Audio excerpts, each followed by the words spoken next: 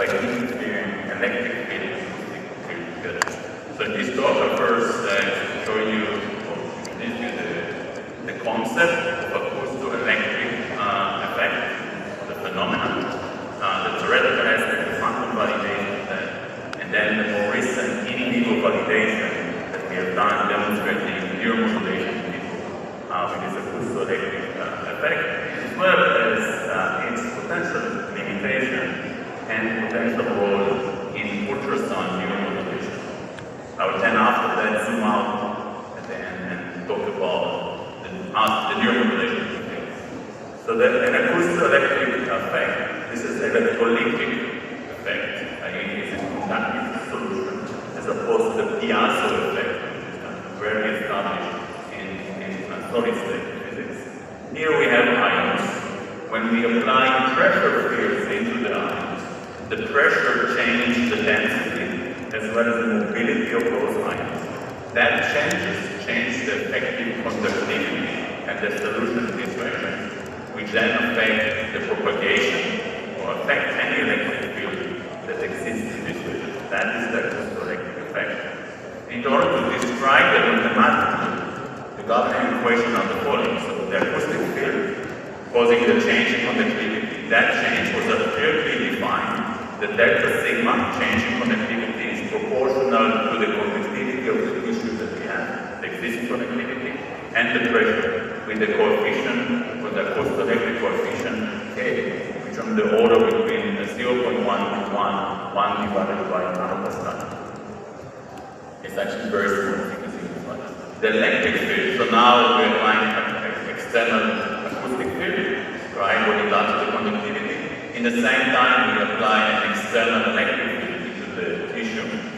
The governing equation of that is the Gauss equation of the Gauss law. That means that because there is no source inside the tissue, the source is only external, in any volume within the tissue, the net electric field or current density which goes in must go up. And the mathematical description of that is the divergence of the sigma mean the conductivity, electric field Z must equal 0. When we net that thing together, one can derive the acoustoelectric effect model. And this is true, the simplified version of that, when we have an homogeneous conductivity across the tissue, when we have an homogeneous electric field. In that case, this is the governing equation.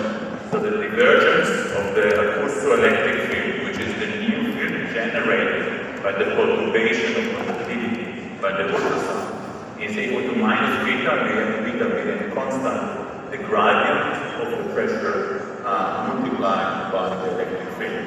The important bit to take is that the interaction between the acoustic field and the electric field is multiplicative. There is multiplication between them.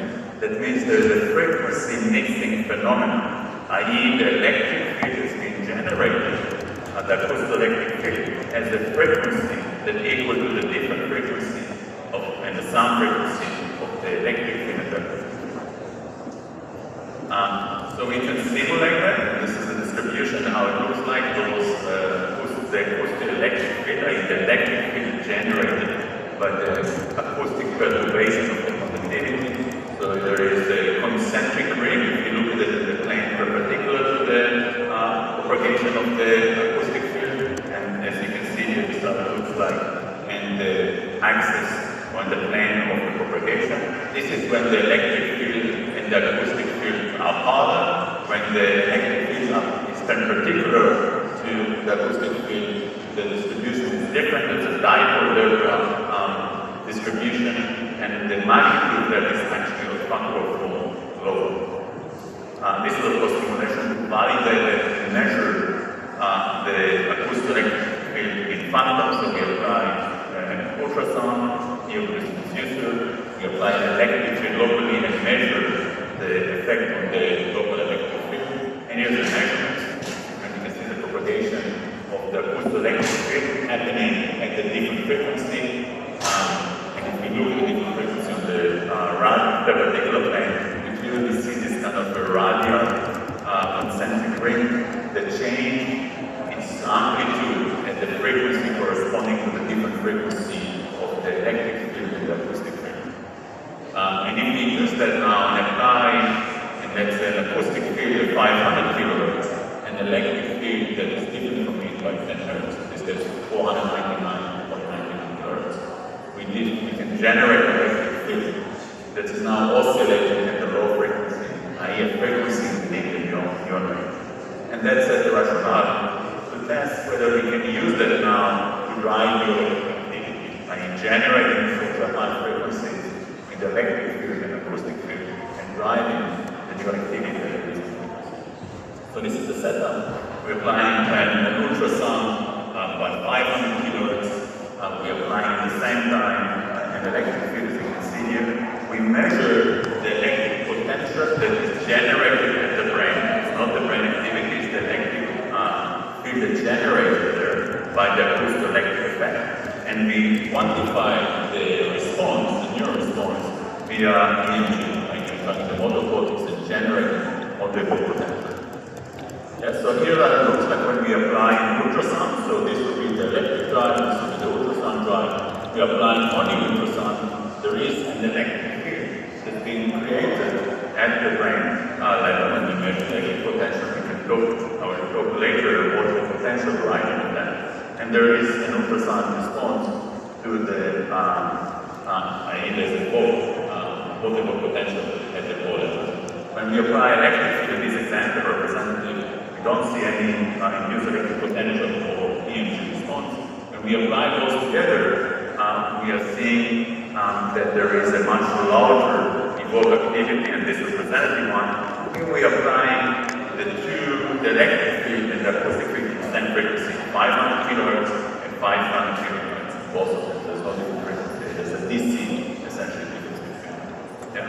So that was representative. These are the statistics. So we can see there's a very clear and larger amplitude of this potential at the brain level produced when we apply ultrasound and electric field together, and that leads to a larger multiple potential at the pole as opposed to applying ultrasound alone. So now we do the same thing now, but at the different frequencies. So we're applying the 500 kilohertz ultrasound, but in this case we're applying the electric field at the 500,001. So the 1 hertz different frequency between those fields. And we do the same measurements. This is how it looks like in this example. There was actually no response for the ultrasound.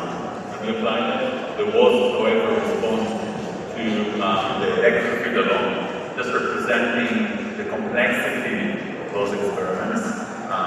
This electric field applying alone at such a high frequency, 500 kilohertz, and we are seeing response in the EEG.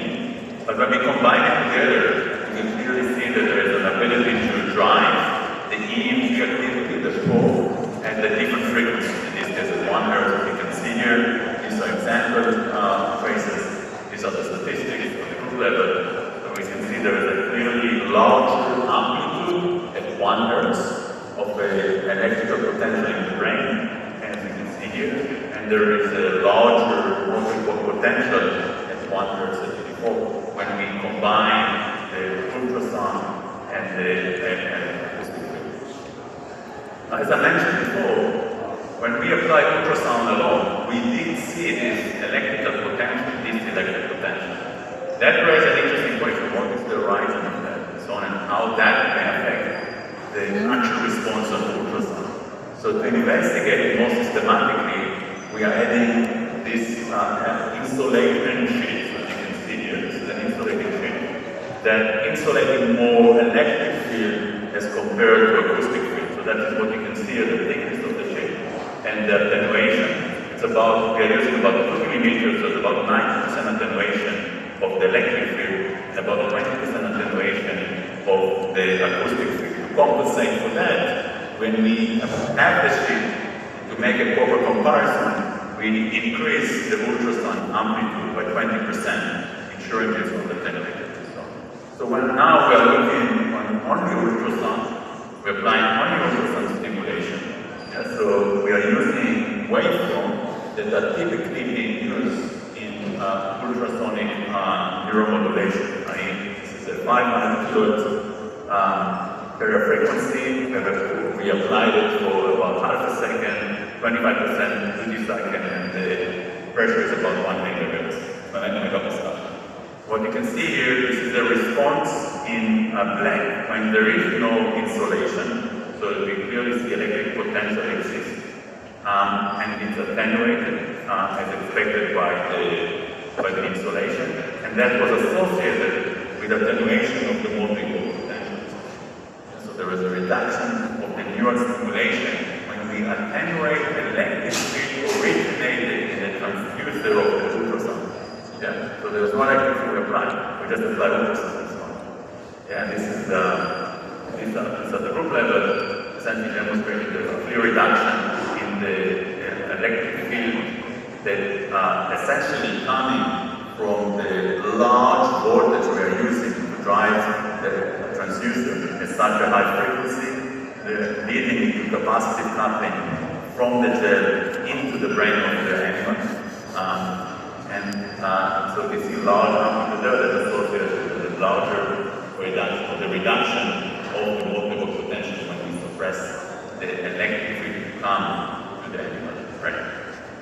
So to summarize this part of the talk, the electrolytic acoustoelectric effect is based on non-linear interaction between electric field and acoustic field, leading to generation of electric field at the different sound frequencies of the two fields. I'll show you a demonstration of the ability to be utilized to drive neural activity at a different frequency. However, the utility of this approach has significant limitation. The key limitation is the weak efficiency or the weak effect of the acoustic electric interaction, requires to use very large ultrasonic field and very strong ultrasonic field and very strong electric field that themselves stimulate the neurons, and hence the direct deployment of that has this kind of a significant barrier of taking it forward. I also demonstrate to you the potential effect it has meaning that the electric potential that we use to drive the ultrasound transducer can actually directly stimulate the neurons via acoustoelectric interaction with the ultrasonic fields deployed. And that's something we need to be aware of when we are doing ultrasound and neuromodulation. Right. All the work that's shown here has been driven predominantly by Rintoul, and all the credit is for her. Right. In my talk, I usually like to start with this slide. And it's important for me because that's what orients me what we do. There are 1 billion people approximately around the world that suffer from different types of brain disorders. Yeah. And it's important to contextualize what we are doing here with this overarching mission. Essentially, our mission statement in that context is to treat dysfunction in the diseased brain and potentially also augment function in healthy brain. Yeah, so that's the need. One important question we can ask ourselves, okay, is that need will sustain in the next 10 years? What do you think? Yes or no? I don't think an eye will solve the problem, by the way, for all of this brain disorders and so on. So I argue that the need will sustain in 10 years. And the reason for that, there's just a huge prevalence of brain disorders that we have now, and the limitation of the pharma or drug-based therapy to address that. So that's good.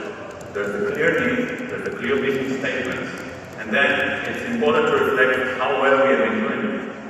One way to do that, as an exercise I did, is to take the scientific publication, what we've actually been doing with academia across the years, and ask ourselves what we generated in terms of impact of this 1 billion people in need. So what you can see here, and the way I do that, I divide a super-pressure stimulation modalities and technologies with a sub-pressure stimulation. So let's start with different stimulation. As an example here, we're starting with 1990, you can see the publication ramp up, some stagnation happening recently. I stopped at 2024 because I did it a few years ago. the picture doesn't change much today. And we asked ourselves, all those publications, which is about 20,000 publications over those years, led significant number, this is 5, FDA-approved therapies, which is nice. So we have these are the events that led to essentially this FDA clearance. And this FDA clearance treats the order of about 10,000 patients a year in this country. Maybe in the rest of the world, similar volume, maybe maximum about 10,000, 1 billion, just keep that in mind. So how are we doing with other superpressure stimulation? TMS is a superpressure stimulation. This is similar publications you can see, starting a bit earlier. This is the work of 1985 that TMS was invented. We have about 25,000 publications, and again, about 5 FDA-approved therapies, which is dynamic stimulation. This is the list of them. And we are treating an order of magnitude more patients. It's about 100,000 per year, maybe a factor of 2, maximum 3 more than that, and so on. And again, in the whole world, probably a similar amount, and then keeping in the context of 1 million people in need. So how have we been doing with transcranial electrical stimulation? This is now a sub-threshold stimulation modality. This is the publication, the modern use of transcranial electrical stimulation starting with the paper in 2000 of the Rintoul and Nietzsche. This is the publication portfolio. How many FDA approval do you think we have for transcranial electrical stimulation? Raise your hand if you know that. Well, until very recently, it was 0. And now we have the approval of neuroscience in December last year, which is an important landmark. But this is actually really eye-shooting event. We have all of those thousands of studies and academic work and energy invested in that, very little to none impact on the people in the industry. So, that in context, it's important to reflect what is necessary to generate the clinical impact. And I will argue, of course, the first important ingredient is therapeutic efficiency. Yeah, without the therapeutic efficacy or medical efficacy, it doesn't work. But that's not enough. Because to make a clinical impact, what we need as well is scalability. So only the combination of scalability and efficacy gives us a clinical impact. And when I talk about scalability, this means the following. A, the neurotechnology that we are deploying in therapy is to have a very low risk. It needs to be easy to use by anyone, anywhere, and it has to be very cheap and affordable. Because what we are comparing to is just essentially taking a thing. Yeah? So that is very critical for scalability. These are the ingredients of the characteristics of scalability. And that's critical to clinical impact. Now, in that context, if you put the suprachoroidal stimulation and subpressure stimulation with neurotechnologies, they're almost, essentially they are facing exactly the opposite channel. So the suprachoroidal stimulation definitely demonstrating efficacy, and we can add to the electroconvulsive therapy that is a suprachoroidal stimulation intervention. There's no question, it's an efficient therapy, but it doesn't scale.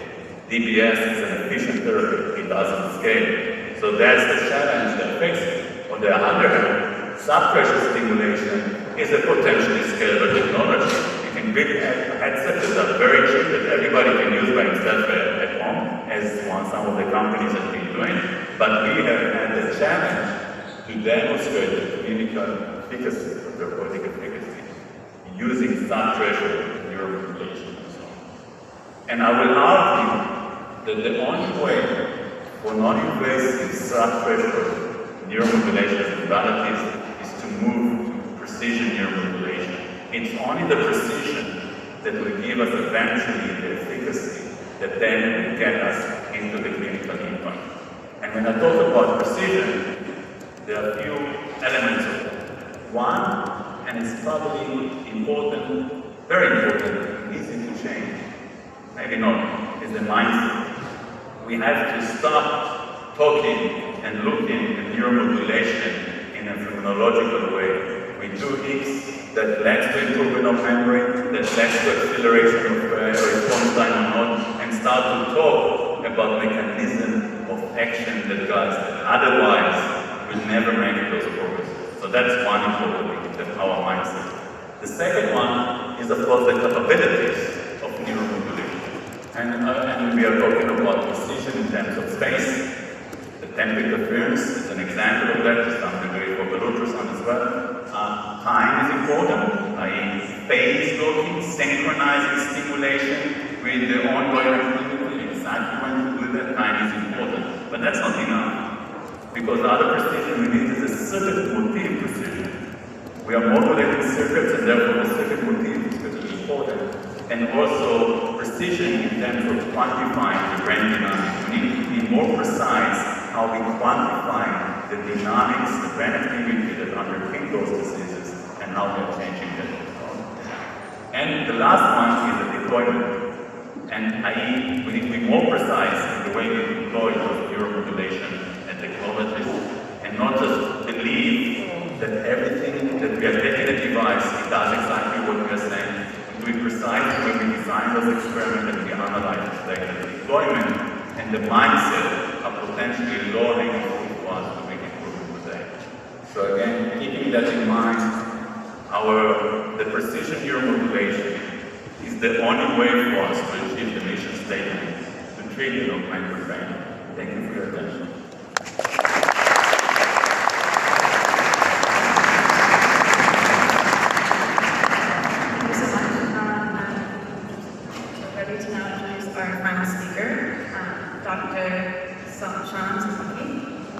Close out by also offering us a clinical perspective before we go into panel debate. Thank you so much. Please welcome our final speaker. Thank you for the introduction. It's going to be really hard to follow that amazing talk, but I think we can just end here. But Maron asked me to give a bit of a big picture of